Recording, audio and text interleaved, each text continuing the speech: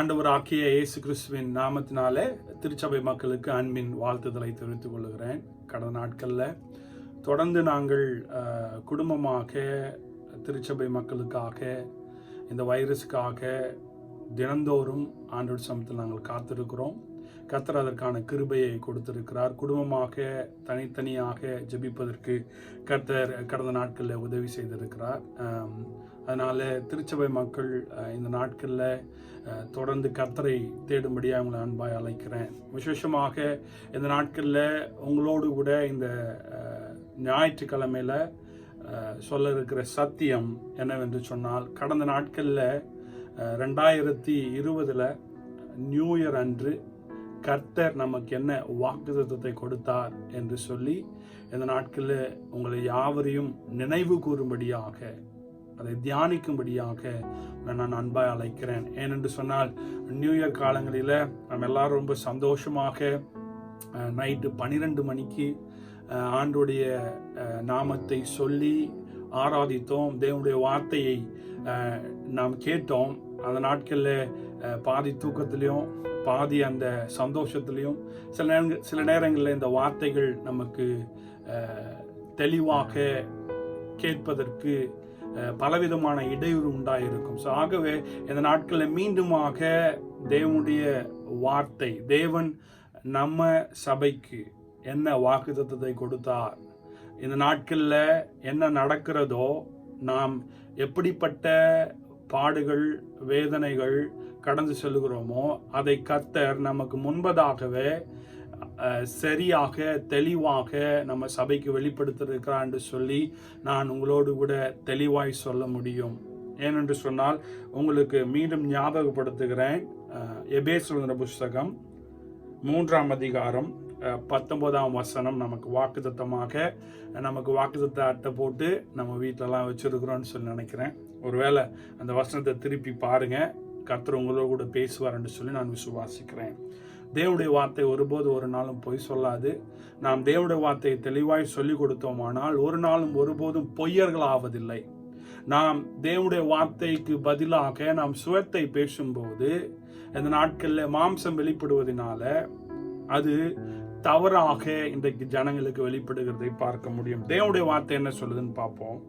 19ஆம் வசனம் இப்படியே சொல்லுகிறது: அறிவு கெட்டாத அந்த அன்பை அறிந்து கொள்ள வல்லவர்களாகவும் தேவனுடைய சகல பரிபூர்ணத்தாலும் நிறைவுபடவும் அவர் தமது மகிமையினுடைய ஐஸ்வர்யத்தின்படி உங்களுக்கு அனுகிரகம் பண்ண வேண்டும் என்று வேண்டிக் கொள்ளுகிறேன். தேவனுடைய வார்த்தை தெளிவா இருக்கு. அவரை நாம் நேசிக்க வேண்டும், அவரை நாம் அன்பு செய்ய வேண்டும். அவருடைய அன்பை நாம் அகலமும் நீளமும் ஆழமும் உயரம் என்னதென்று நாம் உணர வேண்டும் என்று சொல்லி நியூ இயர் தினத்தில் நம்ம பார்த்தோம். இப்போ ஆண்டவர் என்ன செய்கிறார்? இந்த நாட்களில் தேவன் ஆளுகை செய்கிறார், சர்வத்தையும் ஆளுகிறார். பார்க்கிறது பார்க்காதது எல்லாமே அவருக்கு வெளியரங்கமாக இருக்கிறது.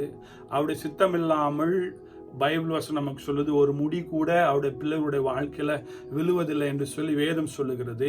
நாம் வேதத்தை நம்ப வேண்டும், உலகமும் உலகத்தில் உள்ளவைகளை நாம் நம்பக்கூடாது என்று சொல்லி பைபிள் சொல்லி, அப்படி பைபிள் சொல்றதுனால இந்த நாட்களில் கர்த்தர் என்ன செய்கிறார் என்பதை நான் உங்களுக்கு சொல்லி, அதே போல இந்த நியூ இயர் தினத்தில் கர்த்தர் என்ன வரப்போறது, நம்ம வாழ்க்கையில் நம்ம என்ன பண்ணணுன்றதையும் ஆண்டவர் நமக்கு சொல்லி இருக்கிறார். அதையும் உங்களுக்கு நான் ஜாயின் பண்ண விரும்புகிறேன். 19ஆம் வருஷத்தில் அவர் சொல்றாரு, அறிவு கெட்டாத அந்த அன்பை அறிந்து கொள்ள வல்லவர்களாகவும் தான் நடக்குது. அறிவு கெட்டாத அந்த அன்பு, நான் மரிக்க வேண்டும், நான் தண்டனைக்கு பாத்திரனாக இந்த பாவத்துல சாபத்துல நான் வாழ்ந்தபோது, கர்த்தருக்கு விரோதமாக என் வாழ்க்கை இருந்தபோது, கர்த்தர் என்னை மீட்கும்படியாக தன்னையே ஜீவ வழியாக ஒப்பு கொடுத்த அந்த அன்பை நாம் அறிந்து கொள்வதற்கு வல்லவர்களாக இந்த வருடத்தில் கர்த்தர் நம்மை நடத்துகிறார். அப்பனா ஆண்டவர் என்ன செய்யறாருன்னு சொன்னா, இந்த நாட்கள்ல தேவனுடைய பிள்ளைகளை பிரித்தெடுக்கிறார்.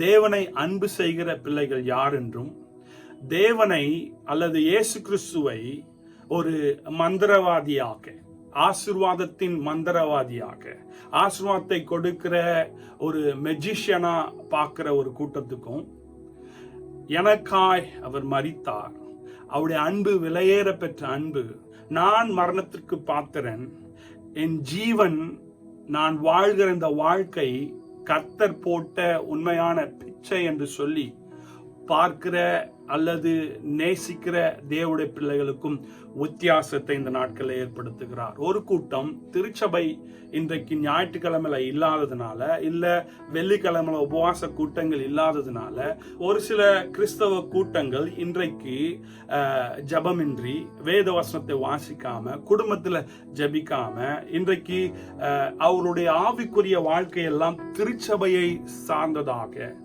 போதகரை சார்ந்ததாக, அவருடைய நேசம் பாசம் எல்லாம் கர்த்தருடைய சபைக்கு போவதினால, கர்த்தரனை உலக பிரகாரமான ஆசீர்வாதத்தினாலே ஆஸ்வதிக்கிறார், அதுல எனக்கு ஒரு திருப்தி, நான் சபைக்கு போனன்ற ஒரு திருப்தி. அந்த திருப்திப்பட்ட கூட்டங்கள் யார் என்றும், எந்த சூழ்நிலையிலும், எல்லா வேலையிலும், எல்லா பாடுகள் மத்தியிலும் கர்த்தரை நான் நேசிக்கிறேன் என்று சொல்லுகிற கூட்டத்தையும் கர்த்தர் பிரித்தெடுக்கிறதை பார்க்க முடியும். அப்படின்னா மத்திய சுவிசேஷம் 7ஆம் அதிகாரத்தில் நான் வாசிக்கும் போது, இடுக்கமான வாசல் வழியே தெரிந்து போகிற கூட்டம் உண்டு, விசாலமான பாதையை தேர்ந்தெடுத்து போகிற கூட்டம் உண்டு. விசாலமான பாதையை தேர்ந்தெடுக்கிறவர்கள் அநேகர் என்று சொல்லியும், குறுகலான பாதையை தேர்ந்தெடுக்கிறவர்கள் குறைவான ஜனங்கள் என்று சொல்லி. அப்படின்னா அந்த குறைவான ஜனங்கள் யார்? தேவனை நேசிக்கிறவர்கள். வேதனையிலும், பாடுகளிலும், தனிமையிலும், வியாதியிலும், எல்லா சூழ்நிலையிலும் கர்த்தர் ஆளுகை செய்கிறார். எனக்காக யாவற்றையும் அவர் சரியாக செய்கிறார். நான் ஜெபிப்பதற்கும், நான் எண்ணுவதற்கும், புத்திக்கு அப்பால்பட்ட காரியங்களை செய்கிறார்.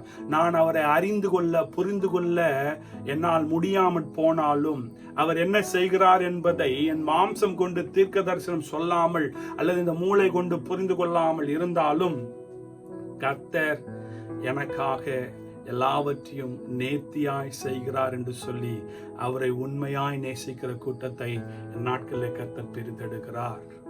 இந்த அன்பு வலி இல்லாம, இந்த அன்பு வேதனை இல்லாம, இந்த அன்பு பிரச்சனை இல்லாம நம்ம வாழ்க்கையில இருக்குமானால் இந்த அன்பில் நம்ம வளர முடியாது. ஸோ மீண்டும் உங்களுக்கு சொல்லுகிறேன், உங்களை அன்பாய் கேட்டுக்கொள்கிற ஒரு காரியம், கர்த்தர் இந்த நாட்களில் ஒரு கூட்டத்தை, அவரை நேசிக்கிற கூட்டத்தை, அவருக்காக எல்லா சூழ்நிலையிலும் நீர்தான் தேவன் என்று, உண்மையே நாங்கள் பின்பற்றுவோம் என்று சொல்லி, இன்றைக்கு வீடுகளில் இன்னொரு கூட்டம் தேவனை நேசிக்கவும், குடும்பமாக ஜெபிக்கவும், தனிப்பட்ட முறையில் ஆண்டவரை ஜெபிக்க, ஆண்டவருடைய சமூகத்தில் காத்திருக்கவும், வேதத்தை வாசித்து தேவன் என்ன சொல்லுகிறார் என்பதை கற்றுக்கொள்ளவும் ஒரு கூட்டம், அவரை நேசிக்கிற கூட்டம், சபையை சார்ந்த ஆவிக்குரிய வாழ்க்கையை வைத்துக் கொள்ளாமல் இயேசுவை சார்ந்து, இயேசுவை நேசித்து, அதன் மூலமாக கிறிஸ்துவ வாழ்க்கையில் வருகிற அனுபவத்தையும், கிறிஸ்துவை போல் மாறுகிற அந்த அனுபவத்தையும் ஒரு கூட்டம் பெற்றுக்கொள்கிறார்கள். இன்னொரு கூட்டம் பின்மாறி போய் கொண்டிருக்கிறார்கள். அவர்கள்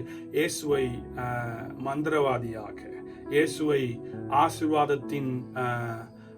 ஆசீர்வாதத்தின் தேவனாக மாத்திரம், அதாவது உலக ஆசீர்வாதத்தின் தேவனாக மாத்திரம் பார்த்த கூட்டங்கள் இன்றைக்கு சபை இல்லைன்னா ஆவிக்குரிய வாழ்க்கை இல்லை, எங்க பாஸ்டர் இல்லைன்னா எங்களுக்கு ஆவிக்குரிய வாழ்க்கை இல்லை அப்படின்னு சொல்லி மனுஷன் மேலும், மனுஷனால் கட்டப்பட்ட கோயில்கள் மேலும் இருக்கிற நம்பிக்கை கர்த்தர் உடைக்கிறார். அதை தான் கர்த்தர் செய்து கொண்டிருக்கிறார். ஆண்டவர் சொன்னார், நான் உங்களுக்குள் வாசம் பண்ணுகிறேன், நீங்களே தேவனுடைய ஆலயமாக இருக்கிறீர்கள் என்று சொல்லி. கர்த்தர் செய்கிறதை நாம் கண்கொண்டு பார்க்க வேண்டும். இன்றைக்கு அதை ஜனங்கள் ஏற்றுக்கொள்ளாமல், அதில கர்த்தரை விசுவாசிக்காமல் இன்றைக்கு போராடி கொண்டிருக்கிற கூட்டத்தையும் நாம் பார்க்கிறோம். ஆவிக்குரிய வாழ்க்கையின் வளர்ச்சி நான் இயேசுவை பின்பற்றுவதனால் வருகிறது, ஒரு மனுஷனை பின்பற்றுவதனால் அல்ல. உங்க ஊழியரை, என்னை கர்த்தர் பயன்படுத்துவதனால, கர்த்தர் கருவியாக பயன்படுத்துவதனால, என்னை வெளிப்படுத்துவதற்காக என்னை பிரஸ்தாபப்படுத்துவதற்காக, என்னை நீங்கள் பின்பற்றுவதற்காக கர்த்தர் இந்த நாட்கள்ல அழைக்கவில்லை. என்னுடைய ஊழியம் நீங்க எல்லாரும் இயேசுவை பின்பற்றுங்கன்னு சொல்லி, அவரே இரட்சகர் என்று சொல்லி, அவரே நம்மையும் நம்முடைய குடும்பத்தையும் சபையும் ரட்சிக்க வல்லவர் என்று சொல்லி, தேவனுடைய வார்த்தையும் அவருடைய சுவிசேஷத்தை சொல்வதற்காக கர்த்தர் வைத்திருக்கிறார். ஆகவே மீண்டும் உங்களுக்கு ஞாபகப்படுத்துகிறேன், ஒரு கூட்டம் பின்மாறி போய் கொண்டிருக்கிறது. களியாட்டங்களுக்கும் தேவையில்லாத குறை சொல்லுதலுக்கும், இன்றைக்கு டிவியில் உட்காந்துக்கிட்டு தேவையில்லாத காரியங்களை பார்த்துக்கிட்டு எத்தனை மணிக்கு தூங்குறோம், எத்தனை மணிக்கு ஏந்திரிக்கிறோம் தெரியாம, இன்றைக்கு ஆண்டுடைய சமூகத்தில் குடும்பமாம ஜெபிக்காம இருளில உலகத்துல பின் இருக்கிற ஒரு கூட்டம் உண்டு. இன்னொரு கூட்டம் கர்த்தர் எல்லா சூழ்நிலையிலும் என்னோடு கூட இருக்கிறார். நான் பாதாளத்துக்கு போனாலும், நான் வானத்துக்கு போனாலும், நான் படுத்தாலும், நான் உட்கார்ந்தாலும், என் வீட்டில், என் ஒவ்வொரு வீட்டில் ரூம்ல தேவனுடைய பிரசனம், அவர் என்னை காண்கிறார், அவர் என்னை பார்க்கிறார் என்று சொல்லி இன்றைக்கு தேவனை ஆராதிக்கிற கூட்டங்கள், தேவனை மகிமைப்படுத்துகிற கூட்டங்கள், கர்த்தரை நேசிக்கிற, கர்த்தரை அன்பு செய்கிற கூட்டத்தை நாம் பார்க்க முடியும். அப்ப கர்த்தர் பிரித்தெடுக்கிறார். வெள்ளாட்டை கர்த்தர் பிரித்தெடுக்கிறார், செம்மறி ஆட்டை கர்த்தர் பிரித்தெடுக்கிறார், கோதுமையும் பதறியும் கர்த்தர் பிரித்தெடுத்து கொண்டிருக்கிறார். ஆகவே இந்த நாட்களில் தொடர்ந்து தேவனுடைய வார்த்தையை கேளுங்க. கர்த்தர் நமக்கு இந்த வருஷத்துல என்ன வாக்குத்தத்தம் கொடுத்தாருன்னு சொல்லி. இன்னைக்கு நிறைய பேர் அதே நேரத்தில் பெருமைக்காக நான் சொல்லவில்லை, நான் சொல்லுவதின் நோக்கம், தேவனுடைய வார்த்தையை நாம் பேசும்போது நாம் பொய் சொல்லுவதில்லை.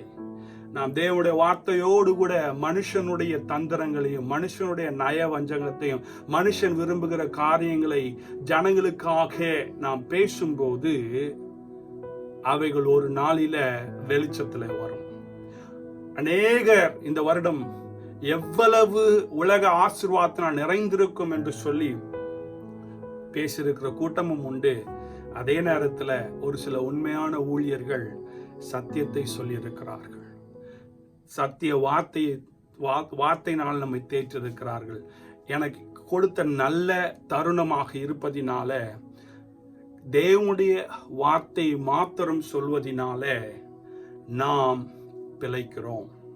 தேவனுடைய வார்த்தையோடு கூட நம்முடைய தந்திரங்களையும், நம்முடைய நயவஞ்சகமான மனுஷர்களை இழுக்கிற வார்த்தையை சொல்லும் போது அவைகள் ஒரு நாளில தோல்வியும், அவைகள் பலவீனத்தையும் நமக்கு கொடுக்கும். இன்றைக்கு ஒரு சிலர் அந்த மனுஷனுடைய வார்த்தை கேட்டு அந்த ஆசீர்வாதம் வராததினால இன்றைக்கு ஒரு சிலர் விசுவாச மார்க்கத்தை விட்டு, கர்த்தர் இதை சொன்னார் எனக்கு செய்யல, என் ஊழியர் மூலமா இதை சொன்னார் எனக்கு இதுக்கு நடக்கல அப்படின்னு சொல்லி அந்த ஆசீர்வாதம் வராததினால ஒரு சிலர் பின்மாறி போயிருக்காங்க. ஒரு சிலர் இந்த தேவனை இல்லைன்னு சொல்லி இருக்கிறாங்க. ஏன்னா நாம் தேவன் சொல்லாததை எக்ஸ்ட்ரா சொல்வதினால இன்றைக்கு இந்த உலகத்திற்கு தேவனுடைய வார்த்தை ஏளனமாக, தேவனுடைய வார்த்தை பலவீனமாக இன்றைக்கு வெளிப்படுகிறதை பார்க்க முடியும். தேவனுடைய வார்த்தை ஒரு பகுதி கூட பலவீனம் இல்லை. தேவனுடைய வார்த்தை எல்லாம் அவருடைய வல்லமையினால, அவருடைய ஆவியினால நமக்கு கொடுக்கப்பட்டிருக்கிறபடினால அது ஒருபோதும் ஒழிந்து போகாது. ஆகவே தொடர்ந்து வாக்குத்தத்த வசனத்தை கேளுங்க. இதோடு நீங்க விட்டுடாதீங்க. கர்த்தரை வீடுகளில் பிடித்து கொள்ளுங்கள். உங்களுக்காக நான் ஜெபிக்கிறேன், உங்க குடும்பத்துக்காக நான் ஜெபிக்கிறேன். உங்களை ஒவ்வொரு முறையும், ஒருவேளை நான் முகத்தை பார்க்காமல் இருந்தாலும், உண்மையாக முகமுகமாய் பார்க்காமல் இருந்தாலும், உண்மையாகவே என் மனைவியும் என் பிள்ளைகளும் இணைந்து, மீண்டும் சொல்லுகிறேன், ஜெபித்து வருகிறோம். கர்த்தர் அவருக்கென்று, அவரை நேசிக்கிற, அவரை பின்பற்றுகிற கூட்டத்தை பிரித்தெடுக்கிறார். இந்த வைரஸ் முடியும் போது அந்த கூட்டம் யார்? இந்த வைரஸ் முற்றிலுமாய் இந்த வேதனையிலிருந்து மாறி வரும்போது அந்த கூட்டம் யார் என்பதை நாம் உண்மையாய் தெரிந்து கொள்ள முடியும். கர்த்தர் நம்மோடு கூட பேசும்படியாக அவருடைய அன்பின் ஆழம், உயரம், நீளம் இன்னதென்று தேவன் அவருடைய வல்லமையினாலே நமக்கு வெளிப்படுத்தியிருக்கிறார். அந்த அன்பின் ஆழத்தை, அந்த அன்பின் உயரத்தை இந்த நாட்களை நாம் அறிந்து கொள்ளும்படியாக கர்த்தர் நம்முடைய கண்களை திறக்கும்படியாக, நம்முடைய இருதயங்களை திறக்கும்படியாக இந்த நாட்கள் நாம் ஜெபிக்க போகிறோம். அன்பின் தேவன் தானே நம்முடைய குடும்பங்களில் அப்படிப்பட்ட அந்த அன்பை வெளிப்படுத்துவதற்கு, கிறிஸ்துவின் அன்பை பிரதிபலிப்பதற்கு நம்மகிட்ட என்கிட்ட சுயத்தில் பலன் இல்லை. ஆனால் கர்த்தருடைய வல்லமையை, இயேசுவின் அன்பை நாம் சார்ந்து செயல்படும் போது கர்த்தர் அவரை பின்பற்றுவதற்கு, அவரை பிரதிபலிப்பதற்கு நமக்கு உதவி செய்வார் என்று சொல்லி நான் விசுவாசிக்கிறேன். அதற்காக பிரதானமாக நாம் ஜெபிக்க போகிறோம். நம்முடைய சுயத்தினால இந்த நாட்களில் இந்த பிரச்சனையிலேருந்து நம்ம வெளில வர முடியாது, இந்த போராட்டத்திலேருந்து நம்ம வெளில வர முடியாது. கர்த்தர் நமக்கு ஆறுதல் செய்யணும். எல்லாரும் சேர்ந்து கர்த்தர் நம்மோடு கூட பேசும்படியாக, இந்த வார்த்தைகள் நமக்கு வல்லமையாக, தெளிவாக, இருதயத்திற்கு ஆறுதலாக, அதே நேரங்களில் விடுதலையாக இருக்கும்படி நாம் ஜெபிக்க போகிறோம். பரலோக பிதாவே, குமாரனாகிய இயேசுவின் நாமத்தில் நம்முடைய சமூகத்தில் வருகிறோம். இந்த நாளில் கூட நம்முடைய வார்த்தைக்காக நாம் ஜெபிக்கிறோம். வேத வாக்கியங்கள் எல்லாம் தேவனுடைய ஆவியினால் அருளப்பட்டிருக்கு என்று சொல்லி நாங்கள் விசுவாசிக்கிறோம். இந்த நாளில் கூட அந்த ஒவ்வொரு வார்த்தையும் எங்களுக்கு ஆசீர்வாதமாக, விடுதலையாக, எங்களை உயிர்மீட்சி அடைய செய்ய நம்முடைய சமூகத்தில் ஒப்பு கொடுக்கிறோம். குடும்பமாக நம்முடைய சமூகத்தில் நாங்கள் மனம் திரும்ப, எங்களை ஒப்பு கொடுக்க, புதுப்பிக்க இந்த வார்த்தைகள் எங்களுக்கு பலனாய் மாறட்டும். இந்த வார்த்தையினால் எங்களை ஆசீர்வதிப்பீராக, பேசுவீராக. இயேசுவின் நாமத்தினால் கேட்கிறேன் நல்ல பிதாவே, ஆமென்.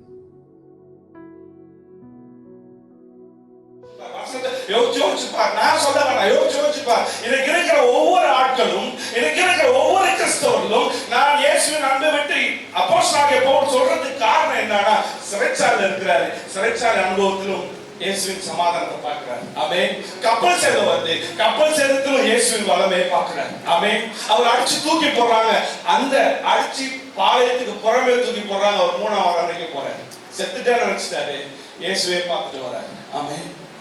அல்லேலூயா. அப்போ ஒவ்வொரு சோதனை, ஒவ்வொரு வலி, ஒவ்வொரு பிரச்சனை இந்த இயேசுவின் அன்பை உணர உணர உணர வெற்றி மேல வெற்றி, வெற்றி மேல வெற்றி, ஜெயத்துக்கு மேல ஜெயம். ஆமென். அதுக்கு பேர் தாங்க கிறிஸ்துவின் வல்லமை. அதுக்கு பேர் தாங்க ஜீவனுள்ள கிறிஸ்தவ வாழ்க்கை. ஆமென். அல்லேலூயா. இந்த வருஷத்துல கர்த்தர் நமக்காய் வைத்திருக்கிறார். சொல்லுங்க, எனக்காய் வைத்திருக்கிறார். அவர் அன்பு கூறுகிற எனக்கு வைத்திருக்கிறார். அல்லேலூயா. காத்து வரும், வெள்ளம் வரும், எல்லாமே வரும். ஆமென். ஒரு சில நேரங்கள் அந்த காத்து வெள்ளம் நம்மளை அடிச்சுட்டு போகும். ஆமென்.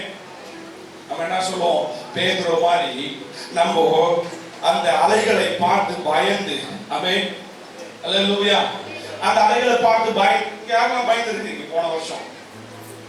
போன வருஷத்துல ஒரு குறிப்பிட்ட சூழ்நிலை நான் பயந்தேன் அப்படின்னு சொல்றவங்க புது வருஷத்துல 1ஆம் தேதி இன்னைக்கு, போன வருஷத்துல ஒரு குறிப்பிட்ட காரியம் என்னை பயமுறுத்தினது, அந்த பயத்தை என் மனைவி கிட்ட சொல்ல, ஆனா நான் பயந்தேன் அப்படின்றவங்கள கை தூக்க பார்க்கலாம். உங்க வருஷத்துல ஐயோ நீங்க தப்பான கேள்வி கேளுங்க, காலையில தொடங்கி நைட்டு முடிக்கிறதுக்குள்ள நாங்க யாரெல்லாம் பயந்தீங்க? ஆமென். அல்லது எழுந்திருக்கும் போதும் பயந்தான். ஐயோ இன்னைக்கு என் மனைவி கிட்ட என்ன சொல்ல போறேன், கனவு கிட்ட என்ன சொல்ல, வேலைக்கு போனா அவன் என்ன சொல்ல போறான், நான் எப்படி போஷிக்க போறேன், நான் எல்லாமே. நீ பயப்படாத, நீ கவலைப்படாத, பறவையை பாரு, காட்டு புஷ்பங்களை பாரு. ஐயோ அதெல்லாம் சொல்றதுக்கு நல்லா இருக்கும். பயம் பயம் பயம் பயம் பயம் பயம் பயப்படாது பயப்படாது பயப்படாது பயப்படாது பயம் பயம் பயப்படாது பயப்படாது பயப்படாது, நீ ஆப்பிள்ள, நீ பயப்படாது பயப்படாது பயப்படாது. ஆமென். அல்லேலூயா. சொல்ல சொல்ல சொல்ல சொல்ல கேட்க கேட்க கேட்க எதெல்லாம் உள்ள போதோ அதெல்லாம் நிக்க ஆரம்பிச்சு, எதெல்லாம் உள்ள போலையோ அதெல்லாம் உடஞ்சு உள்ள ஆரம்பிச்சு. போன வருஷத்துல பார்த்தவங்க இன்னைக்கு பார்க்க முடியல, அவங்க வேற எங்கேயோ தேடி போறாங்க. ஆமென். வேற எங்கேயோ அவங்க பயத்துக்கு மருந்து தேடி போறாங்க. பயத்துக்கு மருந்து தேவனுடைய வார்த்தை தான். அல்லேலூயா. சொல்ல, நீ பயப்படாத, நீ பயப்படாத, நீ என்ன அன்பு செய், நீ என்ன நேசி, இவைகள் எல்லாம் நான் உன்னை வளர்க்கிறேன், இவைகள் எல்லாம் நான் உருவாக்குகிறேன். ஆமென். அல்லேலூயா. இந்த வருஷத்துல கர்த்தர் என்ன பண்றாரு? நிலை நிற்க செய்கிறார். ஆமென். வேர் கொண்டு நிற்க. அப்போ அந்த நிலை நிற்கிறதுனா அந்த வேர் ஆழமா போய் நல்ல ஆழத்துல உறுதியா இருந்துச்சுன்னா காத்தடிக்கும், வெள்ளம் அடிக்கும். So it takes time. ஆமென். அறிந்து கொண்டு, உணர்ந்து கொண்டு, அறியாம உணராம வேறு கொண்டுதான் கிறிஸ்தவ வாழ்க்கையில நிக்க முடியாது. ஆமென். சொல்லிக்கலாம், கேட்கலாம், ஆமென், தெரியும் சொல்லலாம், எனக்கு புரியும் சொல்லலாம், எனக்கு ஜெபிக்க தெரியும் சொல்லலாம், பாட்டு நடத்தணும்னு சொல்லலாம், நிறைய பேர் கூடியும் வரலாம். கொஞ்சம் கவனிங்க. அவைகள் அல்ல கிறிஸ்தவம். ஆமென். கர்த்தர் சொல்றார், வருகிற நாட்களில் அப்படி அன்பு செய்கிறவர்களை, அப்படி நேசிக்கிறவர்களுக்கு கர்த்தர் கொடுக்கிற வாக்குத்தத்தத்தை நாம் பார்க்கிறோம். தெளிவாய் கொடுக்கிறார். நிலை நிற்கிறவன் என்ன செய்கிறான்? யோவான் சுவிசேஷம் 15ஆம் அதிகாரம் 4ஆம் வசனத்தை பாருங்க. யோவான் சுவிசேஷம் 15ஆம் அதிகாரம் 4ஆம் வசனம் வாசிங்க, சத்தமா வாசிங்க. நீ என்னில் நிலைத்திருந்தால் நான் உன்னில் நிலைத்திருப்பதினாலே நீ அதிக கனிகளை கொடுப்பாய். வந்துச்சு ஆசீர்வாதம். ஆமென். அல்லேலூயா. எல்லாரும் வெயிட் பண்ணியிருந்தால எப்படி வரும்னு சொல்லி, இந்த அன்பில் நீ நிலைநிற்கும் போது, இந்த கிறிஸ்துவின் அன்பில் நீ சார்ந்திருக்கும் போது, நீ என்னிலும் நான் அவரிலும் நான் இருவரும் நிற்கும் போது, அவர் என்ன சொல்ற, நீ அதிக கனிகளை கொடுப்பாய். ஆமென். அப்ப அவர் சொல்றாரு, என்னில் நிலைத்திருக்காத கொடி எதுவோ அதை என்ன பண்றாரு, வெட்டி போடுகிறார், அறுத்து போடுகிறார். அவங்களால ஒரு பலனும் இல்லை. அதுதான் கலாத்தியர் புத்தகம் 5ஆம் அதிகாரத்துல வாசிக்கிறோம். ஆவியின் கனியோ அன்பு, சந்தோஷம், சமாதானம், நீடிய பொறுமை, தயவு, இச்சையடக்கம், நற்குணம், இப்படிப்பட்டவைகள். ஆமென். அல்லேலூயா. இதை விட மேலான காரியங்கள். அதுக்கப்புறம் அவர் கீழே இருக்கிற வசனத்தை நான் வாசிக்கும் போது அவர் சொல்றாரு, கீழே இருக்கிற வாக்குத்தத்தத்தை நான் முடிக்க விரும்புகிறேன், கொஞ்சம் கவனிங்க. அவர் சொல்றாரு தெளிவா இந்த வாக்குத்தத்தத்துல, அப்படி நம்ம அந்த அறிவு கெட்டாத அன்பின் வல்லமையை அறிந்து கொண்டு உணர்ந்து கொண்டு, கொஞ்சம் கவனிங்க, அதுல நாம் நிலைநிற்கும் போது தேவனுடைய சகல பரிபூர்ணத்தாலும்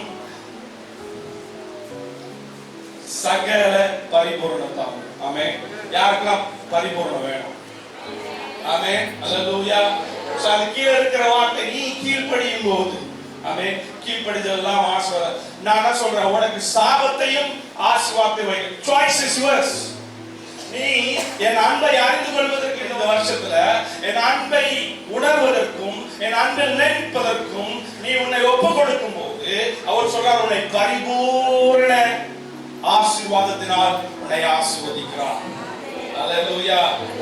அதுக்கப்புறம் அதோட அவர் தமது மகிமையும் ஐஸ்வர்யத்தின்படி உங்களுக்கு அனுகிரகம் பண்ண வேண்டிக் கொள்கிறேன். அப்போ நீங்க அப்படிப்பட்ட காரியங்கள்ல பிரயாசப்படும் போது, உங்களை ஒப்பு கொடுக்கும் போது, இந்த தேவன் உங்களை அனுகிரகம்னா உங்களை ஆசீர்வதிக்கிறார். அல்லேலூயா. உன் குடும்பத்தை ஆசீர்வதிக்கிறார். ஆமென். அல்லேலூயா. அவர் எப்படி ஆசீர்வதிக்கிறாரா, உன்னுடைய ஐஸ்வர்யத்தின்படி அல்ல, தேவனுடைய ஐஸ்வர்யத்தின்படி. பிலிப்பியர் புத்தகம் 4ஆம் அதிகாரம் 19ஆம் வசனம், என் தேவன் உங்கள் குறைவுகளை எல்லாம் தம்முடைய ஐஸ்வர்யத்தின் மகிமையினால, அதாவது சுருக்கமா அந்த வசனம் சொல்லுறேன், உங்கள் குறைவுகளை எல்லாம் சொல்லுங்க, என் குறைவுகளை எல்லாம், இந்த வருஷத்துல இருக்கிற என் குறைவுகளை எல்லாம், சத்தமா சொல்லுங்க, என் குறைவுகளை எல்லாம் இயேசு கிறிஸ்துவின் ஐஸ்வர்யத்தின்படி, ஆமென், நிறைவாக்குவார். ஆமென். அல்லேலூயா. அல்லேலூயா. இந்த நிறைவு அவரை அன்பு செய்ய அறிந்து கொள்ளும், இந்த நிறைவு, இந்த அன்பை உணரும் போது, இந்த அனுகிரகம், இந்த ஆசீர்வாதம், அவருடைய அன்பை நிறைநிற்கும் போது ஒவ்வொரு தேவ பிள்ளைகளால் அனுபவிக்கிறோம். ஆமென். ஊழியர்களாய் இருக்கிற நாம் இந்த நாட்களில் அதிகமாய் பிரயாசப்படுகிறவர்களுக்காக இந்த அனுகிரகம், இந்த ஆசீர்வாதம் என் ஜனங்களுக்கு வரணும். ஆமென். அப்போஸ்தலனாகிய பவுல் ஜெபித்தது போல உங்களுக்கு நல்ல இடத்துல திருமணம் நடக்கும் என்னுடைய விருப்பம். ஆமென். நல்ல வீட்டுல வாழணும், அது என்னுடைய ஆசை. ஆமென். கொஞ்சம் கவனி, நான் சொல்றதை கவனி. அப்போஸ்தலனாகிய பவுல் அப்படிதான் ஜெபிக்கிறேன், நீங்க நல்லா வாழணும். இன்னைக்கு நீங்க வந்து பஸ்ல வரீங்கன்னா நாளைக்கு பைக்ல வாங்க, பைக்ல வந்தீங்கன்னா எல்லாம் வரட்டும், எல்லாம் வரணும்ன்றது, சுகம் வேணும், பலம் வேணும், எல்லாம் வரணும், அந்த அனுகிரகம் வேணும்னு தான் நாங்க ஆசைப்படுறோம். என்னைக்குமே வேணாம்னு சொல்லல. ஊழியத்தில் இருக்கிறனா நீங்க ஆசீர்வதிக்கப்படணும்ன்றது தான் என்னுடைய விருப்பம், என்னுடைய வாஞ்சை. பவுலை போல் நான் வேண்டிக் கொள்ளுகிற காரியம், நீங்கள் 1000 மடங்கு பெருக வேண்டும். ஆமென். அல்லேலூயா. அல்லேலூயா. வாஞ்சை விருப்பம் கொஞ்சம் கவனிங்க. அதை நான் விரும்புகிறேன், நான் வாஞ்சிக்கிறேன், அது என் கரங்கள்ல இல்ல. நான் உங்களுக்காக ஜெபி கொஞ்சம் கவனிங்க. ஜெபத்தை கேட்கிறவர் கர்த்தர். உங்களுக்காக நாங்கள் மத்தியஸ்தமாய் நிற்கிறோம். உங்களுக்காக நான் சாப்பிட முடியாது, உங்க குடும்பத்துக்காக நான் சாப்பிட முடியாது.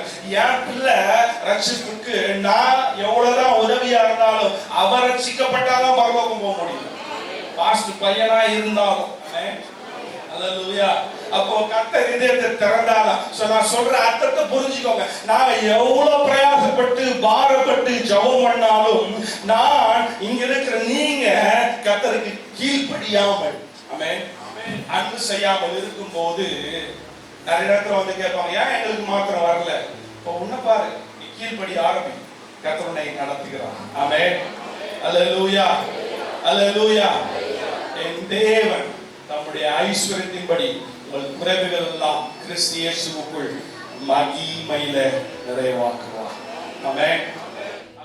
2020 கர்த்தர் நமக்கு வாக்குத்தத்தமாக கொடுத்த வார்த்தைகளை நாம் தியானித்தோம் என்று சொல்லி நான் விசுவாசிக்கிறேன். இந்த நாட்களில் கர்த்தர் தீர்க்க தரிசனமாக தீர்க்கமாக அவருடைய சத்தியத்தை நமக்கு வெளிப்படுத்தினார் என்று சொல்லி விசுவாசிக்கிறேன்.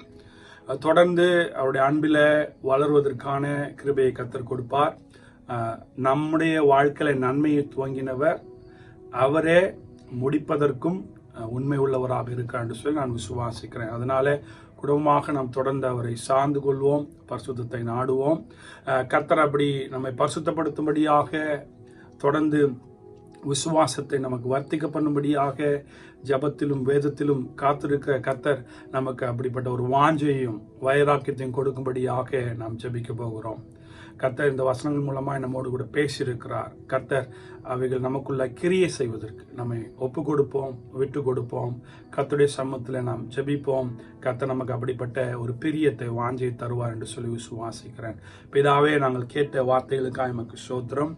ஆண்டவரே, உம்மை நாங்கள் அன்பு செய்வதற்கு, உம்மை நாங்கள் அதிகமாக இந்த உலகத்தை காட்டிலும், உலகத்தில் உள்ளவைகளை காட்டிலும், எங்களுக்கு இருக்கிற செல்வங்களை காட்டிலும், எங்களுக்கு இருக்கிற ஒவ்வொரு உலகத்தினுடைய ஆசீர்வாதங்களை காட்டிலும் உம்மை நேசிப்பதற்கு உதவி செய்யும்படியாக ஜெபிக்கிறோம். நாங்கள் நினைத்தது நடக்காது இருக்கும் போதும், நாங்கள் வாஞ்சித்து விரும்பி இச்சித்து ஆண்டவர் அதற்காக காத்திருந்து எங்களுடைய வாழ்க்கையில் அது கிடைக்காமல் இருந்தாலும் கர்த்தர் எங்களுடைய ஜெபத்திற்கு பதில் கொடுத்தார். தகப்பன் எதை செய்தாலும் அதை சரியாய் செய்வார் என்று சொல்லி சத்தியத்திற்கு ஒப்பு கொடுக்க பிதாவே இந்த நாட்களில் உதவி செய்யுங்க.